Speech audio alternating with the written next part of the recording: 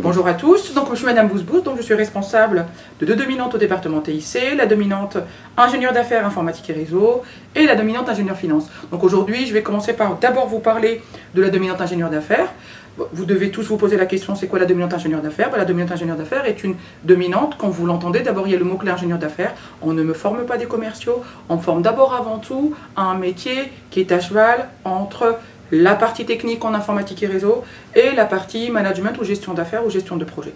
L'objectif dans cette dominante-là est de vous apprendre à gérer un projet de bout en bout. Donc forcément d'abord, comme je dis ingénieur, donc un socle de compétences techniques. Donc c'est une dominante dans laquelle on fait et de l'informatique et du réseau. La partie prise qu'on a pris pour l'informatique, c'est vous faire monter en compétences sur la partie business intelligence. Donc qu'est-ce qu'on met comme mot-clé derrière business intelligence? Vous apprendre entre guillemets à gérer un projet dans lequel vous allez avoir de la donnée, et l'objectif étant de pouvoir collecter cette donnée, de pouvoir l'extraire, la traiter et pouvoir en faire une visualisation pertinente selon les besoins du client. Donc le client va forcément avoir des besoins différents. Vous prenez par exemple une entreprise comme nos étudiants ont vécu cette année dans le cadre de l'INNOJAM. Un des partenaires de l'INNOJAM qui a été EDF Dalkia a une problématique pour montrer à ses clients qu'ils font vraiment de l'économie d'énergie. Donc ils vont choisir des indicateurs qui vont dépendre par rapport aux spécificités du client, ça va dépendre de son abonnement, de ses usages, et on va montrer au client que avec la proposition de la solution que propose Dalkia, il est en mesure de faire de l'économie d'énergie, et là on va travailler sur des données qui vont être collectées sur un certain nombre d'années. Les élèves de IAIR, ils vont d'abord s'intéresser uniquement à l'approche analytique, d'accord? On a d'autres dominantes à l'école qui vont s'intéresser à une approche qui est plutôt prédictive, peut-être qu'on en parlera un peu plus tard dans la dominante IF. Alors ça c'est un premier volet, donc d'abord le grand socle de compétences, ça va être de la BI, donc c'est la dominante dans laquelle on fait le plus de BI, donc on a un pôle BI qui pèse autour de 110 heures. Et après on a également tout un pôle autour du réseau. Donc apprendre aux élèves à mettre en place des architectures réseau convergentes, on va parler de la communication unifiée, on va parler du cloud, on va parler de déploiement de services, que ce soit virtualisation, firewall, qualité de service. Et quand on va parler de communication unifiée, on va parler de la téléphonie, donc voix sur IP, on va parler de la TOIP, téléphonie sur IP, et en même temps on va parler des solutions autour également de la vidéo par IP. Donc on va apprendre aux élèves à mettre en place des architectures, donc soit mettre en place des nouvelles architectures, soit adapter des architectures existantes. Et là, peu importe la solution du fournisseur. Donc, ils vont également aussi bien travailler sur des problématiques et des solutions proposées par Cisco que des solutions proposées par Microsoft ou d'autres fournisseurs de solutions ou d'intégrateurs. Et après, derrière, on va également leur apprendre à gérer un projet en déploiement. Aujourd'hui, le parti pris étant gérer un projet en déploiement haut débit, très haut débit, et ils travaillent sur un projet concret, avec un client concret. Par exemple, cette année, ils vont travailler sur le déploiement de la fibre dans la ville de Torcy-le-Petit et dans les deux villes, Torcy-le-Petit et Torcy-le-Grand. Ils vont déployer la fibre pour l'ensemble des habitants de cette ville. Donc, ils vont faire de l'ingénierie, de l'analyse de besoins, du chiffrage pour montrer au client combien ça va lui coûter. Et le client final ici qui donne le projet, c'est Axon, mais le client final, ça reste le département de la Seine-Maritime. Donc, le fait qu'on soit dans une dominante ingénieur d'affaires, ce qu'on va leur apporter également, c'est de leur donner la capacité de pouvoir gérer une affaire de A à Z. De la consultation du client, donc l'identification du besoin client, en passant par la proposition de la solution technique, le chiffrage de la solution technique, la proposition de la solution technique au client, la capacité de pouvoir répondre à un dossier d'appel d'offres et de pouvoir le soutenir devant un jury de professionnels. Donc cette année, si vous êtes curieux, allez voir vos camarades de 3e année qui vont cette année soutenir devant un jury de professionnels le 5 février prochain sur, par exemple, le premier dossier, c'est la maintenance, c'est un dossier qui pèse une dizaine de millions d'euros et qui porte sur la maintenance des infrastructures.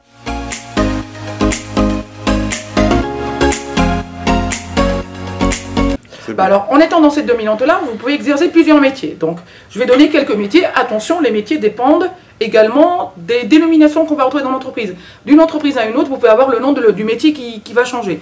Donc, on a des gens, par exemple, souvent des gens qui sont de la dominante exercent le métier d'assistant chef de projet ou de chef de projet ou de PMO. De plus en plus, j'ai des étudiants qui exercent ce métier. Que ce soit dans une direction du système d'information, que ce soit chez un opérateur d'opérateur, mais l'objectif étant de gérer un projet et d'être dans une posture de gestion de projet avec en même temps le volet technique et le volet gestion de projet. On a également la possibilité de pouvoir, pour certains qui veulent rester purement dans la technique, ils peuvent exercer le métier de consultant BI ou dans ce qu'on appelle également le métier de data analyst.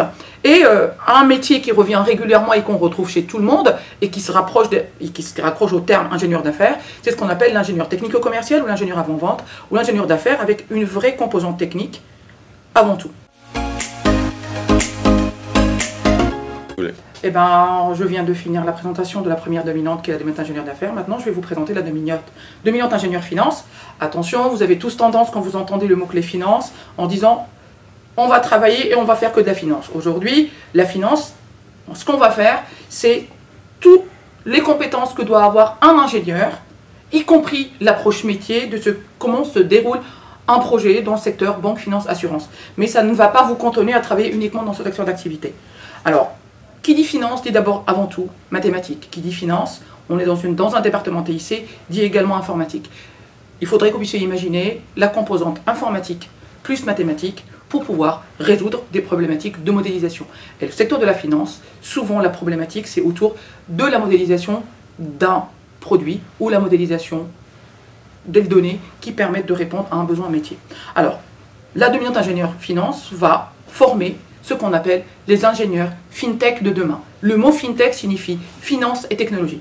L'objectif aujourd'hui, c'est qu'on puisse vous donner et vous faire monter en compétence dans toutes les nouvelles technologies qui aujourd'hui sont de plus en plus demandées dans le secteur de la finance et pas que. Donc ça veut dire que vous pouvez également, si vous le souhaitez, de pouvoir également exercer dans d'autres secteurs d'activité qui ne sont pas des secteurs d'activité autour de la finance. Alors, premièrement, on va répondre d'abord aux enjeux mathématiques et informatiques nécessaires à la modélisation. Donc pour pouvoir le faire, les élèves vont d'abord monter en compétence en mathématiques. Alors, monter en compétence en mathématiques, cela signifie apprendre à créer des modèles mathématiques, que ce soit des modèles en statistique, en probabilité, en recherche opérationnelle ou en intelligence artificielle avec l'exploration possible des 6 axes de l'intelligence artificielle. Donc on parle ici de machine learning, de deep learning. Quand on parle de deep learning, on va parler de réseaux de neurones, on va parler de l'apprentissage par renforcement, on va parler des algorithmes génétiques, des systèmes multi-agents, on va parler de tout ce qu'on appelait il y a quelques années les outils de soft computing qui maintenant, on parle, on les intègre tous dans l'intelligence artificielle et on parle de machine learning ou deep learning parce qu'aujourd'hui on peut utiliser ces termes-là parce que ce sont des termes derrière machine et learning, ça veut dire que la machine va apprendre à votre place, donc on a la machine qui apprend plus rapidement que l'homme. Donc on a aujourd'hui, avec aussi l'ère du big data, on collecte de plus en plus de données, d'accord, et on a aussi des systèmes qui sont prêts, matures, ici aussi bien pour le stockage que pour l'analyse et pour le traitement. Donc les élèves de IF vont avoir cette composante de créer des modèles mathématiques. Et aujourd'hui, l'intelligence artificielle s'appuie justement sur ces modèles mathématiques. Derrière, ils peuvent les transposer dans n'importe quel secteur d'activité. Nous, bien sûr, on va faire des cas d'usage ou des use cases sur de la finance, mais pas que. Donc, typiquement, cette année, ils vont travailler sur des use cases finance et ils vont également travailler sur des données qui sont des données de santé, pour qu'ils puissent comprendre la problématique également. Qui dit données de santé, donc ça me permet de faire le basculement vers l'autre point qui va nous intéresser aussi et qu'on aborde dans la dominante, c'est l'apprentissage de la RGDP, donc, ou la RGPD, donc c'est la problématique de réglementation sur la propriété de la donnée personnelle. Donc aujourd'hui, on fait travailler les élèves en intelligence artificielle et en même temps dans cette unité d'enseignement sur la GDPR, sur la problématique liée à la propriété de vos données personnelles. Comment on les traite, comment on les gère, comment on détecte qu'il y a une faille, comment on fait en sorte également de pouvoir les crypter pour qu'on ne puisse pas y avoir accès et qu'elles puissent être protégées. Alors, les élèves également, aujourd'hui, quand on parle de finance, on parle également de monnaie virtuelle, donc on parle du Bitcoin. Donc ça, c'est quelque chose qui doit vous parler. Si vous êtes féru des nouvelles technologies, eh ben, les élèves de la dominante IF vont apprendre à réaliser, à implémenter et à déployer une blockchain. Le problème de cette année, par exemple, sur la blockchain, le cas d'usage sur lequel on travaille avec BearingPoint, qui est un des partenaires un mécène justement, parce que c'est BearingPoint qui prend à sa charge toute cette unité d'enseignement. Et ben, le projet sur lequel les élèves vont travailler cette année, c'est le déploiement d'une blockchain privée pour la rémunération des musiciens par rapport à leur œuvre musicale, pour qu'ils ne puissent pas passer par les maisons de disques et qu'ils puissent être rémunérés à la hauteur de leur engagement et à la hauteur de leur production. Le dernier point qu'il faut garder et retenir aussi dans cette dominante-là, on va également s'intéresser à la donnée. Donc on va également faire de la business intelligence, on va faire de la BI, et on va également s'intéresser au volet prédiction. On ne fait pas de la même manière comme vous pouvez le voir dans la dominante Big Data par exemple, mais on est sur une approche pratico-pratique sur des sujets concrets. On n'apprend pas la même chose, mais on apprend différemment. L'intérêt dans cette dominante-là également, c'est que c'est une dominante qui vous permet de découvrir de nouvelles notions, beaucoup de nouvelles notions, parce que vous adressez un marché que vous ne connaissez pas en amont de la dominante. Et l'ensemble des unités d'enseignement sont portées par une voire plusieurs entreprises. Et à chaque fois, dans chacune des unités d'enseignement, vous avez un projet donné par une entreprise.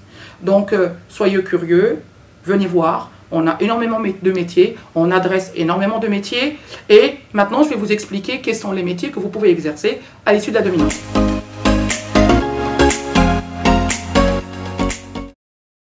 Certainement vous dire quels sont les métiers principaux qu'on peut exercer en sortant de la dominante IF.